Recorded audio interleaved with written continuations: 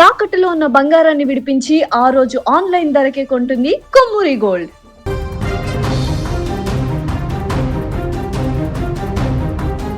తెలుగు రాష్ట్రాలలో సంచలనం సృష్టించిన 150 కోట్ల మైక్రో ఫైనాన్స్ చీటింగ్ కేసులో కీలక పరిణామం చోటు చేసుకుంది. గత కొంతకాలంగా పోలీసులకు చిక్కకుండా తప్పించుకు తిరుగుతున్న ప్రధాన నిందితుడు రమావత్ మధును సైబరాబాద్ పోలీసులు చాకచక్యంగా అదుపులోకి తీసుకున్నారు. ఈ అరెస్టుతో ఈ భారీ స్కామ్లో ఎవరెవరి ప్రమేయం ఉందనేటువంటి అసలు నిజాలు త్వరలోనే వెలుగులోకి రానున్నాయి. ఇక ఈ కేసు మొదటి నుండి పలు మలుపులు తిరుగుతుంది. ముఖ్యంగా ప్రముఖ సింగర్ మంగ్లీ పేరు ఈ వివాదంలోకి రావడంతో ఇటు మీడియాలో అటు సోషల్ మీడియాలో పెద్ద ఎత్తున చర్చ నడుస్తుంది. ఈ క్రమంలోనే హైకోర్టు అడ్వకేట్ సుబ్బారావు ఈ కేసును అత్యంత ప్రతిష్టాత్మకంగా తీసుకున్నారు.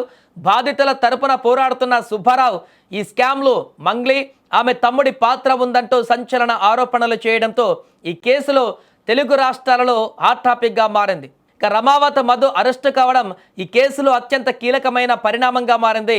మైక్రో ఫైనాన్స్ పేరుతో అమాయక ప్రజల నుంచి సుమారు 150 కోట్లు వసూలు చేసినట్లుగా మధుపై ఆరోపణలు ఉన్నాయి. సైబరాబాద్ పరిధిలో ఇతనిపై ఇప్పటికే పలు కేసులు నమోదయ్యాయి. ఈ కుంభకోణం బయటపడగానే మధు అజ్ఞాతంలోకి వెళ్ళిపోయాడు. అయితే పోలీసులు సాంకేతిక పరిజ్ఞానంతో అతన్ని ట్రేస్ చేసి అరెస్టు చేశారు. మధు అరెస్టుతో ఇప్పుడు దర్యాప్తు వేగం పుంజుకోనుంది.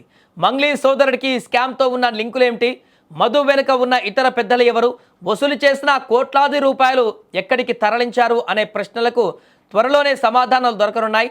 ప్రధాన నిందితుడు దొరకడంతో ఈ కేసు ఇప్పుడు ఎటువైపు టర్న్ తీసుకుంటుందో చూడాలి. ఏదేమైనా గత కొద్ది రోజుల నుంచి బాధితులు ఎవరైతే ఉన్నారో ఈ యొక్క స్కామ్లో ఇరుక్కున్నటువంటి వారు, ఫైనాన్స్లో డబ్బులు కట్టినటువంటి వారు, లక్షల కొద్దీ డబ్బులు మోసం పోయినటువంటి బాధితులు మాత్రం తమకు న్యాయం చేయాలంటూ వారు ఆర్తనాదాలు పెడుతున్నటువంటి పరిస్థితి, మీడియా గడపలు తొక్కుతున్నటువంటి పరిస్థితి, పోలీస్ స్టేషన్లకు వెళ్ళి అక్కడ కంప్లైంట్లు ఇస్తున్నటువంటి పరిస్థితి కనిపించింది. ఈ నేపథ్యంలోనే సింగర్ మంగ్లీ పేరు ప్రముఖంగా బయటికి రావడం, తను కూడా పోలీస్ స్టేషన్లకు వెళ్ళి ఫిర్యాదులు ఇవ్వడము, ఆ తర్వాత తను కూడా ఈ కేసు గురించి మాట్లాడము, బాధితులకు మొదట పూర్తిగా ఈ కేసులో నాకు ఎలాంటి ప్రమేయం లేదు, ఏం జరిగిందో తెలియదు అని చెప్పి, అసలు ఫైనాన్స్ స్కామ్ అనేది తెలియదు అని చెప్పి, ఆ తర్వాత సరే బాధితులు నష్టపోయారు, ఖచ్చితంగా వారికి న్యాయం చేయాలని నేను కూడా వారితో పాటు ఉంటాను, ఈ కేసుకు నాకు సంబంధం లేదు అంటూ పదే పదే చెప్తూ వచ్చినటువంటి మంగ్లీ ఇప్పుడు ఎట్టకేలకు మెయిన్ క్యారెక్టర్ ఎవరైతే ఉన్నాడో రమావత్ మధు అరెస్ట్ అయ్యాడు కాబట్టి, పోలీసుల అదుపులో ఉన్నాడు కాబట్టి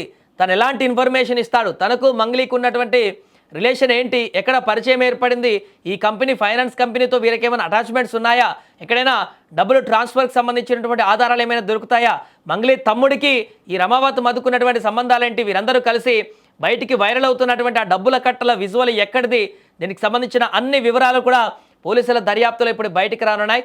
దీంతో మరికొద్ది రోజుల్లోనే ఈ యొక్క 150 కోట్ల భారీ స్కామ్కు సంబంధించినటువంటి కేసులో ఒక కంక్లూజన్ అయితే వచ్చేటువంటి అవకాశం కనిపిస్తుంది.